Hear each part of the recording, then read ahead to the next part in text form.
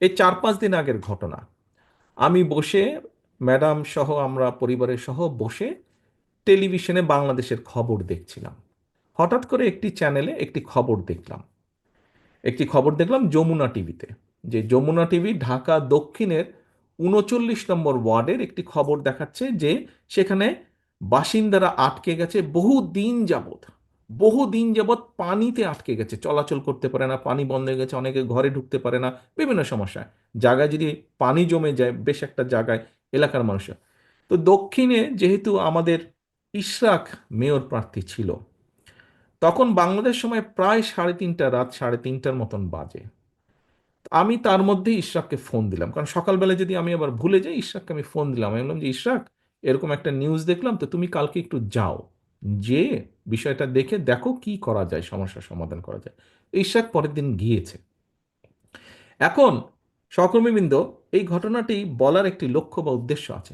দেখুন, এই মুহূর্তে আমরা জানি যে ঢাকা শহরে বা যেখানেই হোক, যদি প্রকৃত জনপ্রতিনিধি থাকতো, প্রকৃত ওয়ার্ড কমিশনার থাকতো, প্রকৃত মেয়র থাকতো, যারা আসলেই জনগণের ভোটে নির্বাচিত, তাহলে আমাকে কিন্তু ফোন করার দরকার হতো না। আমি কিন্তু একজন মানুষ হিসেবে আমার পক্ষে সব, আমার আপনাদের কারো পক্ষে কিন্তু সব ফোন করে করে সমস্যার সমাধান করা সম্ভব না। এটিকে আমাদের একটি সিস্টেমে আনতে হবে। এই সমস্যা, জনগণের এই সমস্যার সমাধানকে একটি সিস্টেমের মধ্যে আনতে হবে। আজকে যদি প্রকৃত ওখানে একজন ওয়ার্ড কমিশনার থাকতো, যে কিনা সত্যিকারভাবে জনগণের ভোটে নির্বাচিত হতো, তাহলে কিন্তু আমার ফোন করার প্রয়োজন হতো না। তাহলে ওই সংবাদ মাধ্যমের ওইটা সমস্যা দেখানোর প্রয়োজন হতো না হয়তো। তাহলে ইশরাককে রাত্রে জাগানোর দরকার হতো না, ইশরাককে যাওয়ার দরকার হতো না। ওই ওয়ার্ড কমিশনার নিজের গরজেই সমস্যার সমাধান করত।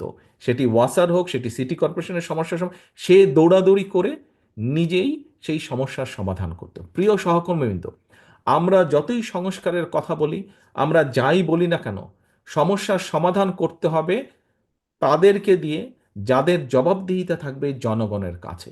এবং এই জবাবদিহিতা যদি আমরা গড়ে তুলতে পারি, একদিনে হবে না, বাস্তবতা বুঝতে হবে, বাট পর্যায়ক্রমিকভাবে 2 বছর, 5 বছর, 10 বছর, 15 বছর, 20 বছর, 30 বছর, 50 বছরে ধীরে ধীরে আমরা আমাদের জনগণের বা দেশের অনেক সমস্যার সমাধান আলোচনা করে সমাধান করতে পারবো। এবং তখন একটি প্রসেসই তৈরি হবে, যে যেখানে সমস্যা হবে অটোমেটিক সিস্টেমের কারণে, প্রসেসের কারণে সেই সমস্যার সমাধান হবে।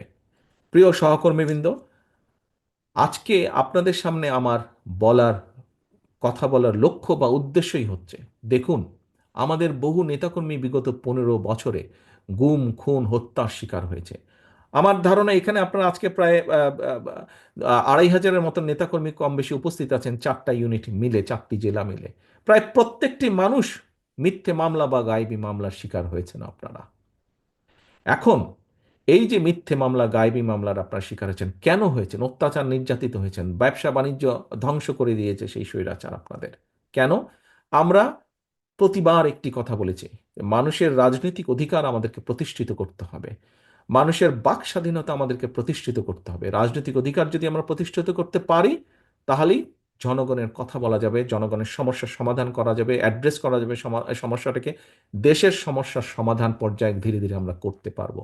সমস্যা শেষ হয়ে যাবে, দুনিয়া যতদিন থাকবে, দেশ থাকবে, টুকটাক সমস্যা থাকবে, কিন্তু সমস্যা তৈরি হলে সেটিকে আমরা সমাধান, কিন্তু সমাধানের দায়িত্ব থাকতে হবে প্রকৃত দায়িত্বশীল ব্যক্তির হাতে। এবং সেই দায়িত্বশীল ব্যক্তি তৈরি করা সম্ভব, সেই দায়িত্বশীল ব্যক্তিকে দায়িত্ব দেওয়া সম্ভব, সেই দায়িত্বশীল ব্যক্তির কাছে প্রত্যাশা করা সম্ভব, সেই ব্যক্তিকে যদি জনগণ জনগণের ইচ্ছা এবং পছন্দ অনুযায়ী বাছাই করে নিতে পারে, সেই ব্যক্তি যদি জনগণের কাছে বাধ্য থাকে জবাবদিহি করতে, সেই ব্যক্তিগুলোকে যদি আমরা তৈরি করে আনতে পারি, দাঁড় করাতে পারি, তাহলেই একমাত্র আমাদের পক্ষে সম্ভব সমস্যাগুলো ধীরে ধীরে কমানো।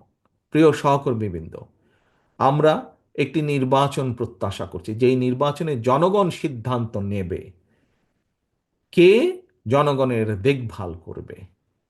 আসুন, আজকে আপনারা 31 দফা নিয়ে এখানে আলোচনা করেছেন, আমরা 31 দফা, 31 দফা কেন? 31 দফা জনগণের জন্য, 31 দফা দেশের জন্য। আমি গতকাল বলেছিলাম আমার বক্তব্যে, এই একই অনুষ্ঠান ছিল খুলনা বিভাগেরই আরও 3টি জেলায়। গতকাল আমি বলেছিলাম আপনারা আজকে যেখানে যারা এখানে উপস্থিত হয়েছেন, আপনারা কিন্তু প্রত্যেকে বিএনপির নেতা হিসাবে উপস্থিত হয়েছেন, সেটি বিএনপি হোক, যুবদল, ছাত্রদল, স্বেচ্ছাসেবক, যেটাই হন না কেন। অর্থাৎ বাংলাদেশ জাতীয়তাবাদী দল মূল এবং বাংলাদেশ জাতীয়তাবাদী দলের যেগুলো অঙ্গ বা সহযোগী সংগঠন আছে, তাদের থানা পর্যায়ে হোক, উপজেলা পর্যায়ে, পৌর পর্যায়ে, জেলা পর্যায়ে নেতৃবৃন্দ আপনারা আজকে উপস্থিত হয়েছেন। অর্থাৎ প্রত্যেকে, all of you are a leader. নেতা হিসাবে আপনার দায়িত্ব আছে। যেমন ঠিক একইভাবে বিএনপি বাংলাদেশের সবচেয়ে বড় রাজনৈতিক দল। আমাদের সাথে অন্য অন্য যে সকল রাজনৈতিক দল আছেন যারা আন্দোলন করেছেন, তারাও বলেন যে বড় দল হিসেবে বিএনপিকে দায়িত্ব পালন করতে হবে, আপনাকে নেতৃত্ব দিতে হবে, আপনাদেরকে নেতৃত্ব দিতে হবে। কিসের? এই 31 দফা বাস্তবায়নের। কিসের? জনগণের যে মৌলিক সমস্যা, দেশের যে মৌলিক সমস্যা, যে রাষ্ট্র মেরামত, সেই মেরামতের কারিগর আপনাদেরকে হতে হবে। মেরামতের মিস্ত্রি, টেকনিশিয়ান, যেটাই বলেন না কেন, আপনাদেরকে সেটি হতে হবে এবং সেটির নেতৃত্ব আপনাদেরকে দিতে হবে। কাজেই সহকর্মীবৃন্দ, আমরা সকালে এখানে এসেছি, এখন সন্ধ্যা, মাগরিব পার হয়ে গিয়েছে, 7 ঘন্টা 8 ঘন্টা যাবৎ আপনারা এখানে বসে আছেন। আসুন, আজকে আমরা প্রত্যেকে এখানে প্রতিজ্ঞা করি, আমরা প্রতিজ্ঞা করি এখানে